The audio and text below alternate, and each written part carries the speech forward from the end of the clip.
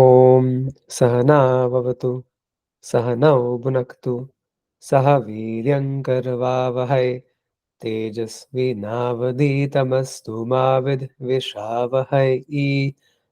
ॐ शान्ति शान्ति शान्तिः। ॐ शङ्करं शङ्कराचार्यं केशवं बादरायणं सूत्रभाष्यकृतौ वन्दे भगवन्तौ पुनः पुनः। ईश्वरो गुरुरात्मेति मूर्तिभेदविभागिने व्योमवद्व्याप्तदेहाय दक्षिणामूर्तये नमः। ॐ Okay, so today both of our volunteer readers are unavailable due to some circumstantial issues. So just before we get into Smitaji's questions, if someone here would like to volunteer reading the text, then I could help address questions and such around it. So if anyone wants to help out with that. Okay. I can do that, Prashantji. Thank you, Anand bhai. Thank you. Perfect. Okay, Smitaji. So we can actually start with your questions and then we'll get into the Gita. Okay. So I And can have you just show yourself just so that others can also see you, and it okay. just might be helpful to have that interactive experience. Mm, Sorry. Okay, that's fine. That's Can you perfect. see? Sorry, Yeah, don't in worry some about the noise lighting. issues. Don't. Okay. Yeah. Fine. So my question relates to, say, on one hand, there is we are to claim aham brahmasmi in nididhyasanam, or like that akhandakara vritti. And on the other hand, during japa and anushtanam, when we do japa and anushtan, so there are these statements like saying aham atmatattvam shodhayami namaswaha, vidyatatvam shodhayami, and even the sankalpas. So all of these sankalpas, they seem to invoke the sadhak status, as in the identification with the body mind complex. Mhm. So these two appear to be mutually contradictory to me. And shall I add the remaining part of it, the background behind that question? Um. Sure. Sure. So, Yeah. So this I had heard.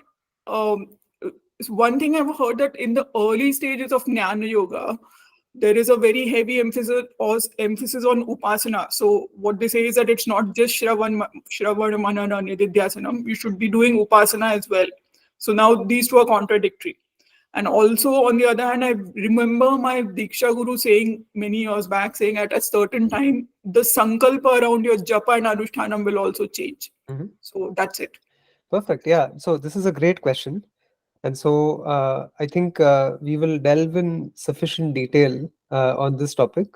So for the folks who have joined us a few minutes late, Smita ji had a couple of questions that we'll just take up, and then we'll get right into the Gita text. So this is a very important question. I think it's an extremely relevant question, which is that when we are studying Vedanta, when we are doing Shravanam, the statement is that you are the whole, you are complete. There is nothing that you lack. There is no insufficiency. There is only Purnatvam. But on the other hand, when we engage in japa, anushtanam, upasanas of various kinds, there is the underlying assumption that one is a jiva, a limited, mortal, finite creature who's seeking out Ishvara's grace, right? And so those two seem to be in seeming contradiction. And the beauty of it is that it is not a contradiction. It is actually a very nice microcosmic reflection of the way the Vedas are actually organized. So when we talk about the Vedas as a whole, you can broadly divide them into two portions. One is the Karma Kanda and the other is the Jnana Kanda. So initially, we go through a life conditioning ourselves through the various disciplines that are prescribed in the Veda Shastra. You start off with your Upanayana Samskara. That's really the time when you engage Veda Mata for her blessings, and then thereafter, one engages in a life of rituals, right up up to Vanaprastha, really. And so, when we get initiated into the Upanayana Samskara, Then, one is given the Gayatri Mantra by the Guru, by the father also typically. And then after that, one is eligible to perform, the Nitya Karmas and such. And then once you attain this Grahastha Ashrama after marriage, there are even more rituals that one is supposed to engage in, Agnihotra Karmas and whatnot. And so the first portion of the Vedas is really treating an individual as an individual and not as one's Swarupa.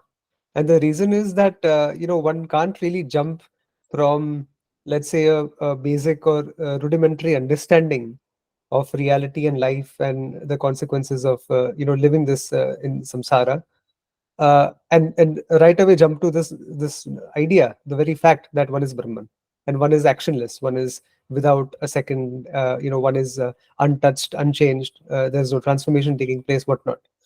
And the reason is as follows. Many times, I've mentioned this in previous satsangas as well, but many times what I've seen is when individuals, especially, when they reach their middle age, let's say in their 40s, 50s, 60s, um, let's say they've not led a life of anusthana. They, don't know the ABC of any upasanas. They don't have any mantra japa background. They haven't, coordinated, or not coordinated, but they've rather not committed to living the life of sadhana that prepares them for jnana nishtha. And then suddenly, when they are introduced to Jnanam and these beautiful, true, but somewhat far-reaching statements that, you are the whole, you are the actionless self, the nature of the self is Meshkarmya, which is, it is actionless. Then sometimes what happens is, because of that conditioning that, let's say one has lived a secular life thus far, and that life has been marked with, chalo, some enjoyment, some pursuit of sense pleasures, your usual family life. You're raising children, maybe you're raising grandchildren, and then you're going off to the movie. Sometimes you're eating food, is that whatever, good normal, what you would call the finer aspects of life. But if they have not had the sadhana inclination, what ends up happening is that they begin to abscond their responsibilities. They shed their responsibilities. They say, what is there to do? Why does one bother with dharma? Why does one bother with karma? Why does one have to go to the mandir? Why does one have to do puja? Why does one have to do charity? Why do you have to be a good person? Everything is the whole. Oh, there is something evil happening in the world. Why should I have an opinion? Because this is all Maya. It is all the divine play of Maya. I am the witness to it all. And so what happens is that because they remain so disengaged from gaining a functional grip over reality, the essence of Vedanta never truly percolates deeply in their minds. And so the whole initial section of the Vedas is to prepare one functionally so that one can, say, been there, done that, and don't need it anymore. One has to be gain a certain mastery over whatever it is that they engage in. If you look at the life of Arjuna, he was such an accomplished jiva. He was a great student. He was clearly, a great military person. He knew how to wield the bow and arrow. He was ambidextrous with both hands. He could incinerate large armies. He was so capable. The word you use, what is this? Daksha. He was a very capable, very able man. He had leadership qualities. He was a good husband. He was a good student. So many things that he had going for him. Arjuna never said that, look, all this doesn't matter. I just, skip right to the moksha chapter. Where is that? Let's turn the pages to moksha. Let's forget about karma kanda, right? I mean, even before the battle, the great Kurukshetra Yuddha, it is said that Arjuna spent n number of years doing japa on mantras which would invoke divyastras. Multiple divyastras were invoked, and Arjuna, did a tremendous amount of japa to retain those siddhis, which would allow him to invoke those astras during his fateful battle. And so, one has to attain proficiency in whatever it is that they do in life, and you start with your Vedic karmas. Every single day one has to do the Sandhya Vandanam as a child, and you grow up, that discipline sets in. You become an able person when you go to college, or when you're in your high school. You try to do well over there.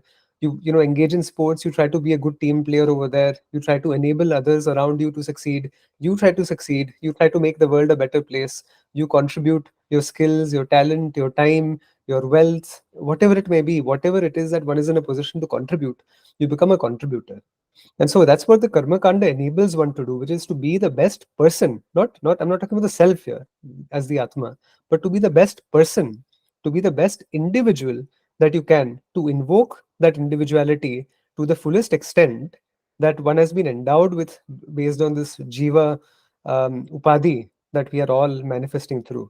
And once you've attained a certain degree of proficiency and competency in life, and once this jiva upadhi has been made useful, that tendency to feel that, oh, I've missed out on life, oh, I missed out on attending this party or that party, or I feel left out, or I feel that I could have done something differently, I wish I could have traveled places, I wish I could have gone places, I wish I had a better job, I wish I did this, I wish I did not do this. All these regrets, guilts, whatever baggage that we carry begins to fall away because one has attained competency in life. And that competency is a great competency because it enables one to actually willingly let go of things as opposed to have things stripped away from them. See, usually, what happens is we find ourselves at the losing end based on the situations in life. Sometimes we will lose the things that are most precious to us. It could be wealth, it could be perhaps family, it could be friends, it could be anything. Whatever that we possess is only a matter of time before we lose it. And before we ourselves are cremated, in that is even a bigger loss, apparently, right? So but as one goes through the circle of life, and you go from ashrama to ashrama, from brahmacharya to grihastha to vanaprastha to sannyasa, there's a certain level of maturity that has to set in through each one of these different stages. And every stage, every ashrama is marked with a certain different set of responsibilities. So as a brahmacharya, you are truly, what you're doing is you're hammering in discipline in an individual, perfect discipline. Like even when Pujya Swamiji was young, one thing that he mentioned is something that served him very well. Is he did a lot of anusthana on the Gayatri mantra. He said Gayatri was always there by his side, and this is something that enables one to, again, to be the best person that they can be. That's okay. So that is the way the karma kanda aspect of the Vedas, right? Now, one thing that I don't really, I think we may have discussed it before also, that I don't really do a lot is create a strong bifurcation, because ultimately sadhana is supposed to blend in with all layers of our psyche. One should not be creating subdivisions. Okay, at this point I'm supposed to do this, at this point I'm supposed to do that, at another point I'm supposed to do something else. These sadhanas are in a very fluid state, and they evolve and they grow, and sometimes they even revert back to like a previous thing. And so I would not really classify or create very strong subdivisions. I know some teachers have a tendency to do that, but I would say some of the teachers that we are currently studying under, like, don't do that, and that is a privilege, it's a blessing to be exposed to that kind of teaching. So now when one comes to Vedanta, one is ready. The presumption is that one is ready, because the first thing that one really studies when they listen to Tattva Bodha, or you look at Viveka Chudamani or any Prakarana Grantha, is the first topic, Sadhana Chatushtaya, Sampatti. What are the qualifications that are required for a student of Vedanta to pursue the journey towards moksha? The journey of self-discovery. Moksha is self-discovery. It's nothing more than that. And so sadhana chatushtaya, it starts off with sadhana chatushtaya. It'll take a couple of pages. It'll be like, okay, shama, dhamma, uparama, tiksha, of course, viveka, vairagya, and then samadhanam. What else is there? Uparama, samadhanam, shraddha, tiksha, uparama, mumukshutvam. All of these things are described. And then it says, oh, we assume, dear student, that you already have these. Not perfectly, because unless one is a Jivan Mukta, the sadhana chatushtaya will not be there in absolute measure, but it says in relative measure, which means 1 plus 1 equals 2, utna to aana chahiye. That much, for a person, like, that basic intellectuals has to be there. No, it's not just about the sattvic guna, but even that basic level of understanding has to be there. And so, it starts off with Viveka. We've discussed Viveka, to be able to differentiate between that which is temporary and that which is everlasting. or which does not. Sorry, I take that back, because Pujya Swamiji is very particular about the use of words. Not everlasting, but that which does not diminish, or that which cannot be negated. Everything that is there in our perceived reality is subject to diminishment or negation. There's nothing that you can say that this is forever. Nothing. Absolutely not. And so Vivekaha is just basic recognition of this fact. And then Vairagyaha, very beautifully, if you stitch them together, Vairagyaha is really the consequence of strong Vivekaha, which is that once one has gained a certain nishtha, that okay, this is what is unchanging, this is the unchanging truth, and everything else is temporary, appearance, as though, then Vairagya is to remain steadfast and to not be swayed by the anatma or by the things which undergo changes. So that is Vairagya. It is objectivity, to see something for what it is. Suppose I look at this, I say this is a phone. That is a fact. There is nothing wrong in that. One can't say that, oh, everything is Brahman. No, it's a phone, it's a phone. From a certain order of reality, it appears like a phone. But suppose this phone breaks and it gets damaged. And if I feel that there is a loss in me because my phone broke, then that is the absence of Vairagya.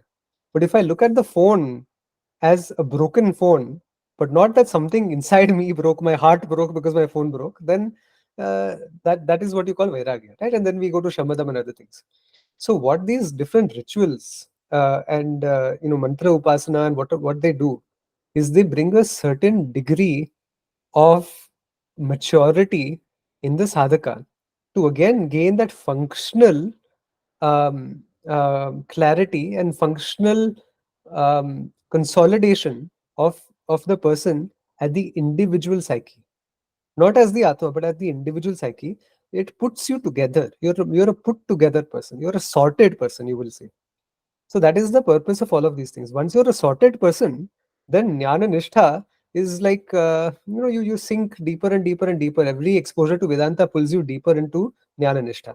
But if that functional sorting has not taken place and one is not sorted at the functional level, I'm not saying jnana nishtha will not happen, but it will happen slowly. It's more like, there's resistance. There's a lot of pushback.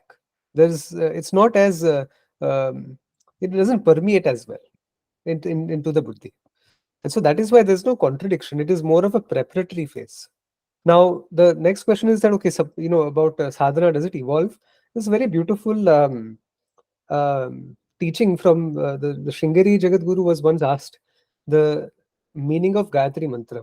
Now, I read this a very long time back, so I may get the specifics wrong, but the general picture is what I'm presenting. That there was a lawyer or somebody who was a very smart, logical guy. And so he goes to the Jagadguru. And he's asking the Jagadguru that, Your Holiness, Acharya ji, when we perform the Gayatri Japa, or when we do the Japa and when we do Sandhya Vandanam, are we worshipping the solar orb? Because that didn't seem to fit in his mind very well. There's a solar orb out there in the solar system. It's a ball of hydrogen that's undergoing nuclear fusion, and then these atoms are combining to form helium, and the difference in mass between the two is getting released as basically electromagnetic waves in the form of light that you see. And so he's like, can you explain that, are we worshipping the solar orb in the sky?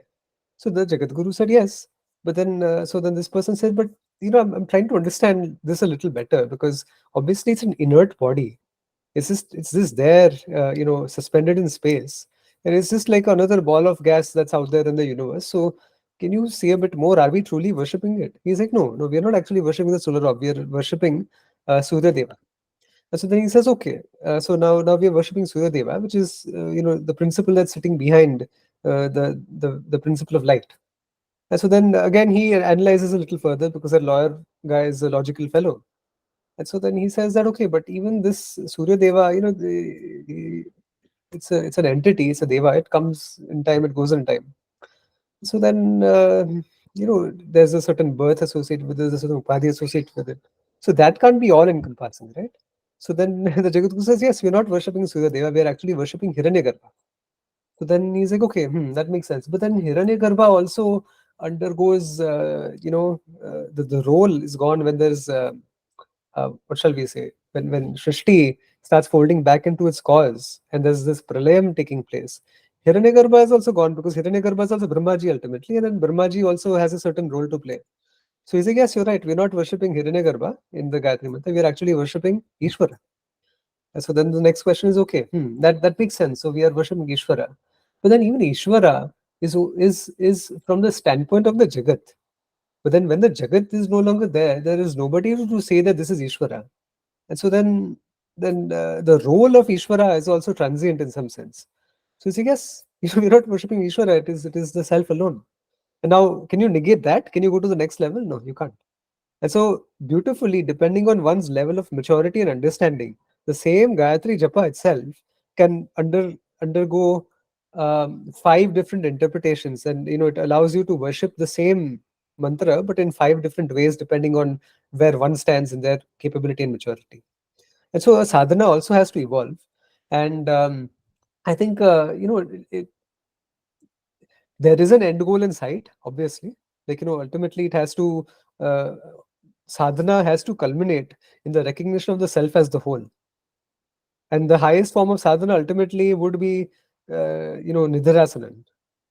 But I hesitate to say that because not everybody has done Shravanam well enough.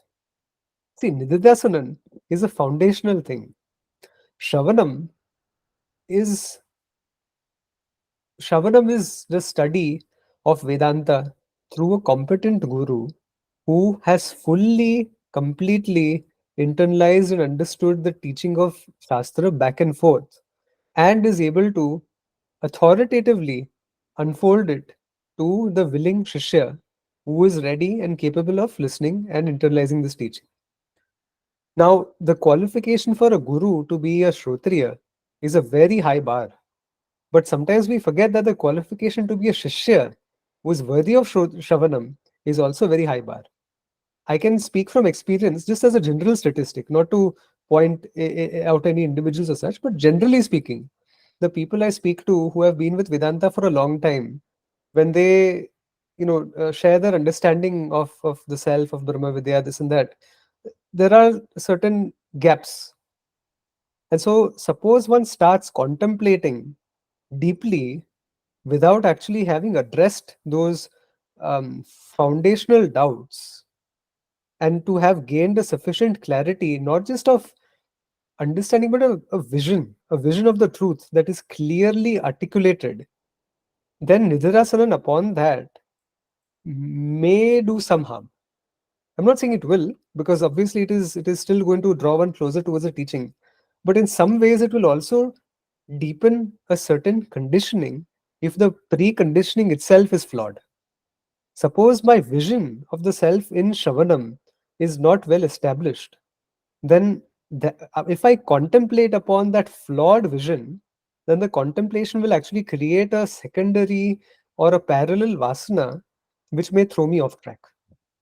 And so one has to be very careful. When I say, suppose that ultimately Nidhirasanan is where all sadhana has to culminate, one has to be very careful before taking that as an upadesha or as a suggestion, because the first step is really getting one Shravanam right. And then, Shravanam, Pujya Swamiji doesn't give much attention to Mananam. Some people say, and this I also learned only about last year, or in fact a few months back, when I heard Pujya Swamiji explain this so beautifully. Initially, I thought Shravanam was the listening to the Acharya and to understand the teaching of Vedanta. And I used to think that Mananam is actually getting one's doubts cleared. Has anybody heard this? The Mananam is this doubt removal process. Yeah, and I discovered it to be incorrect recently. So Pujya Swamiji says that all doubts pertaining to Vedanta are actually removed in Shravanam itself. If you think about it, what is Shravanam? Shravanam is the study of the Upanishads, the Bhagavad Gita, you talk about the Prasthantraya. And so the Upanishads are also sometimes, including the Bhagavad Gita for that matter, are presented in the form of a dialogue between the Guru and the Shishya. If you take Kathopanishad, it's a dialogue. Kenapanishad is a dialogue. Chandogya Upanishad is a dialogue. Prashna Upanishad is a dialogue. Bhagavad Gita is a dialogue. Guru answers, Shishya asks. That is the format. And within that dialogue, within that Shravanam itself, question answers are happening. And so doubts are also removed in the very process of Shravanam. There's not a separate Mananam process. Mananam is actually combating, let's say, if somebody from outside the tradition is posing a challenge to the traditional teachings. Let's say it could be somebody from Christianity or somebody from Islam or an atheist or a Marxist or whatever, some postmodernist philosopher is like, hey, wait, what is this Bhagavad Gita? This doesn't make sense. How can this be true?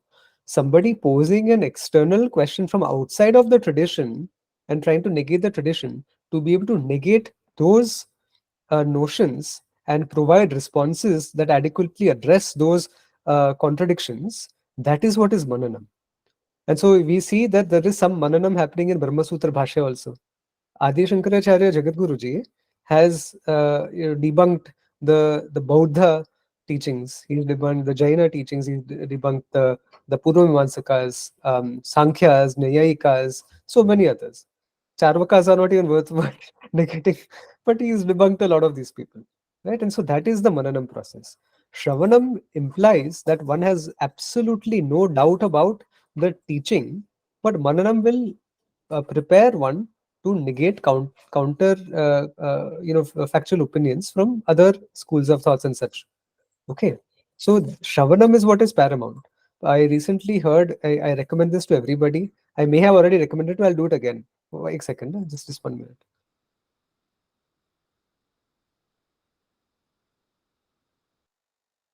Maru,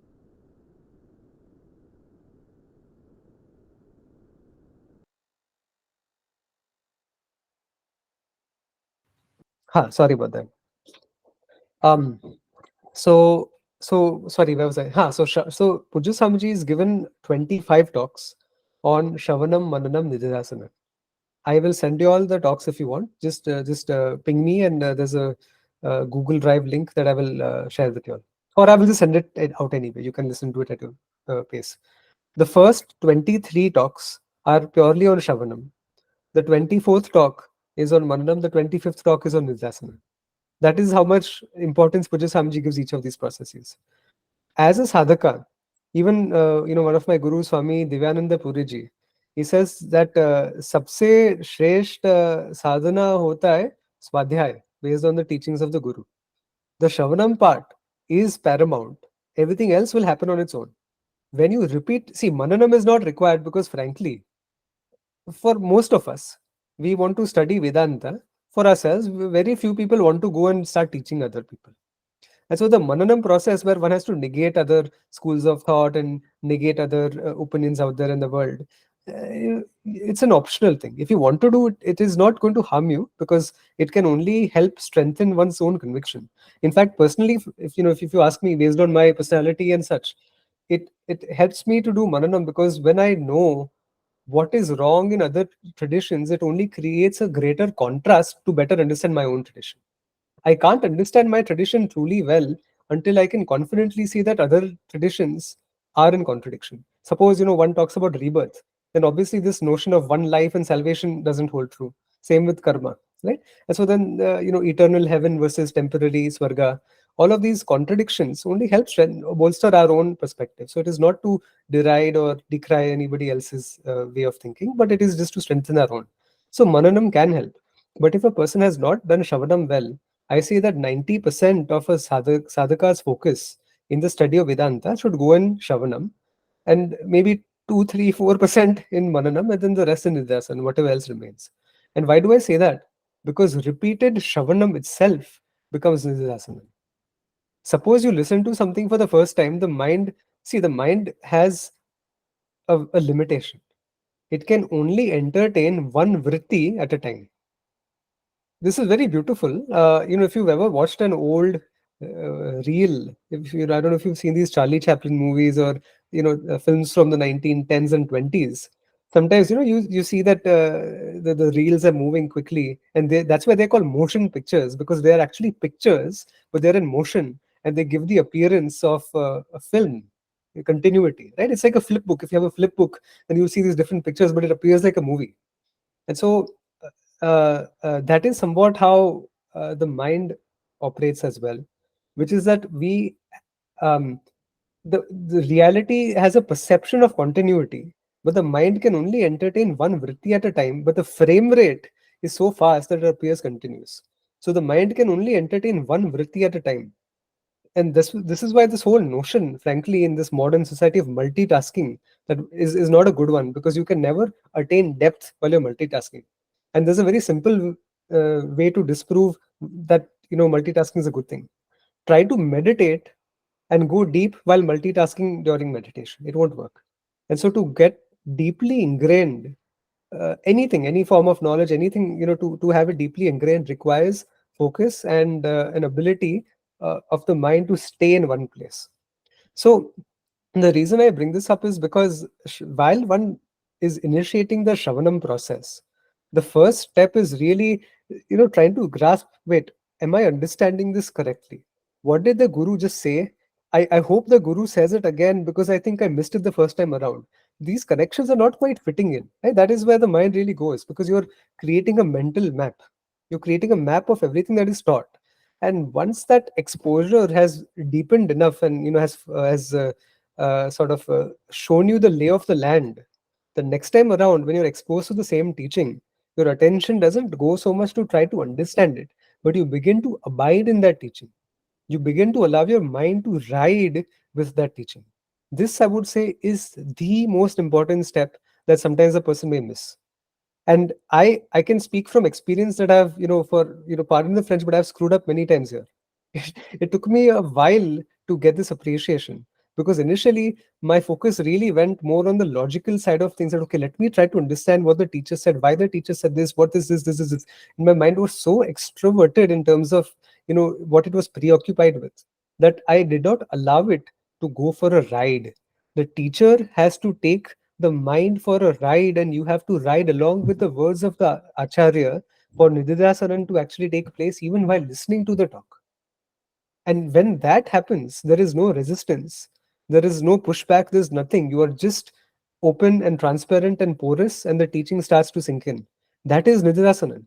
And then, of course, whatever the teacher said, when you reflect throughout the course of the day, let's say you're taking a walk and you smell the beautiful flowers, and you're on the street and you see some nice dogs out there, and you see some people waving at you and this and that, and you can just appreciate it all as a vibhuti, as a glory of Ishvara. Then again, that nididhasana is going to deepen there. But nididhasana is not something that one is like, okay, let me sit in a single place now and try to attain something called akhandakara vritti. No, never do that.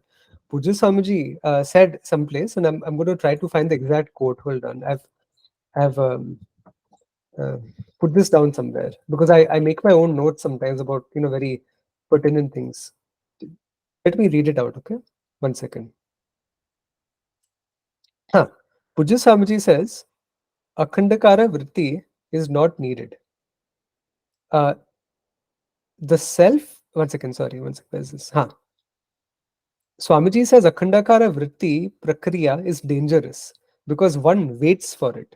Meaning, in the course of his Shravana, there is an expectation that suddenly there would be an understanding that will dawn, that Aham Brahmasmi, following which one becomes a Jivan Mukta, and one's conduct changes from that moment onwards. Like he said in an earlier quote which I had shared, don't get categorical about Jnana Nishtha. Like even the dawn of sun happens over time, so also the clarity in knowledge is gained over time.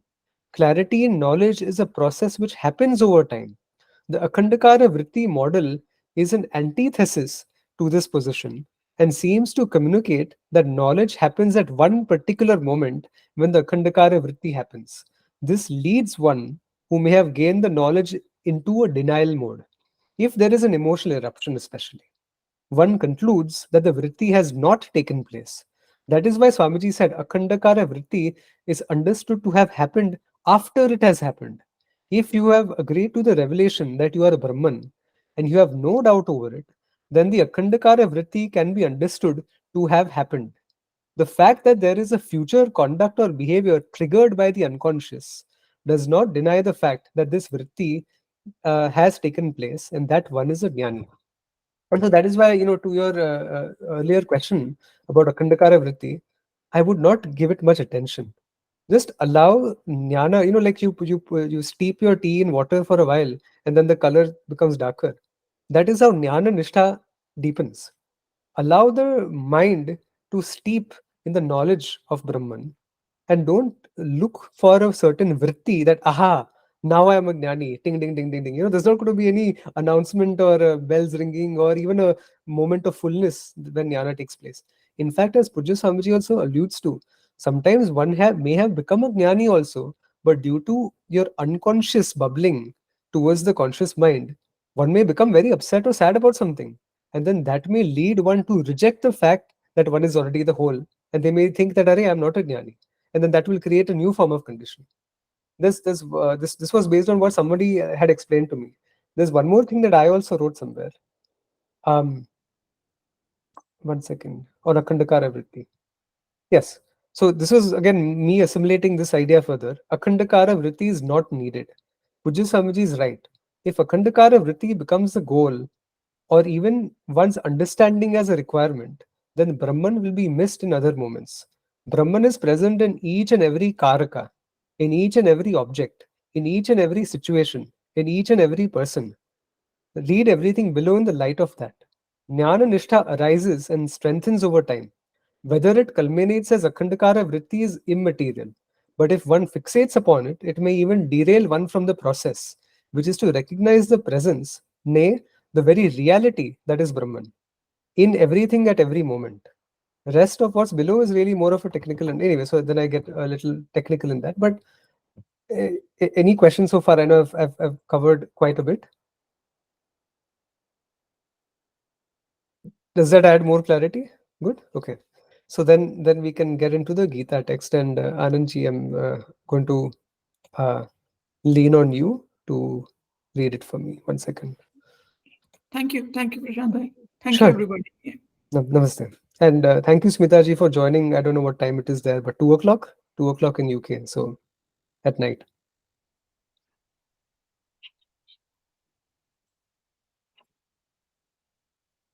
Okay. Let me know if it is visible.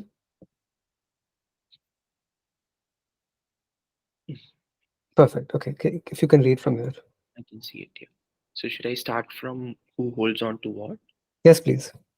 Okay. Holds on to what? Similarly, you do not know which holds what or who holds whom. You may have thought you were holding on to something only to find that you cannot give it up, which means that it is holding you. This is a problem. Any habit is the same. An alcoholic was once a free person. When he or she took the first drink, the person poured the alcohol into the glass and then, holding on to the glass, drank from it. No problem.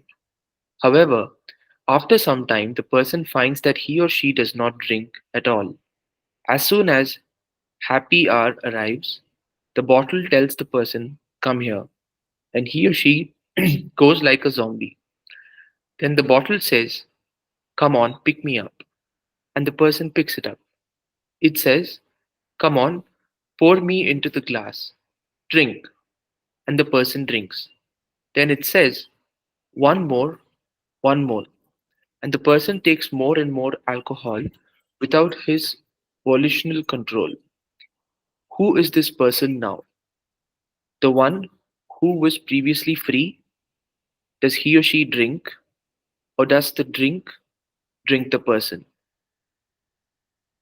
In so many situations, no one knows who holds on to what. I see no difference between the grabber and the grabbed, the holder and the held. Even inert things like drinks, cards, or dice have the capacity to grab me, to say nothing of relationships, since people are equally insecure. Therefore, an insecure me plus anything in this world that happens to be within the framework of time is not going to make me secure. This we should understand well. Sorry. 1 second.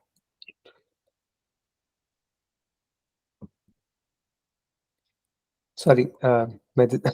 Just a moment. Yeah, sure. I need a new PDF reader. because this one doesn't skip well between pages.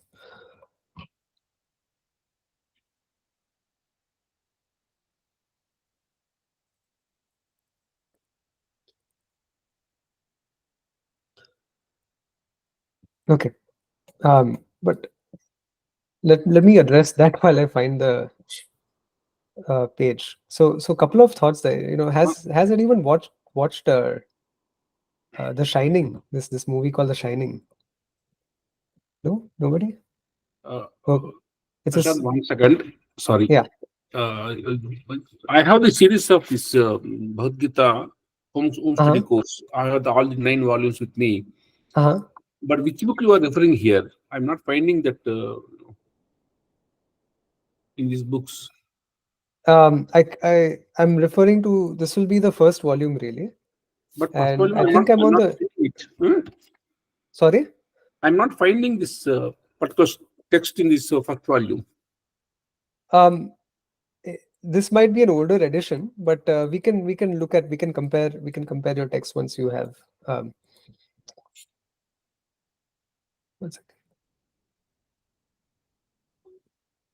Yeah, we'll compare the text. 1 minute.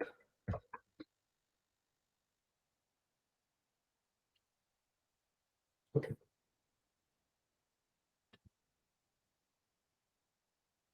All right. So the reason I asked if anyone's watched The Shining is it's a Stephen King novel, and there's a sequel to it called Doctor Sleep. It's a good movie if you're into that kind of thing. So anyway, over there, there's this guy who's a recovering alcoholic, and so he says something very similar to what Pujya Swamiji says over here, which is he says, man takes drink, the drink takes a drink, and then the drink takes the man. And that I think that is the theme of any form of attachment that one really has, right? That once you know we'll come to this particular shloka in the Gita, but the shloka says dhyayato vishaya pumsaha sangasteshu bhajayate sangar sanjayate kamaha kama krodho bijayate. So usually when you look at something for the first time or the second time, it doesn't leave a very lasting impression. I mean, sometimes it might, if you're really struck by lightning, like, but typically, when you expose yourself to a drink or a person or any habit which you're trying to give up, smoking or whatever else it may be, it doesn't really cause a problem until that association grows.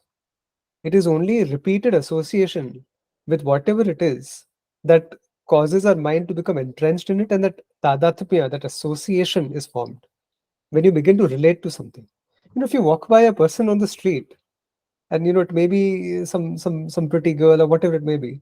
Sure, you may look once, but you're not going to feel that, oh, I feel so bad that whatever. Like, you don't feel bad about it. You might appreciate and you might move on.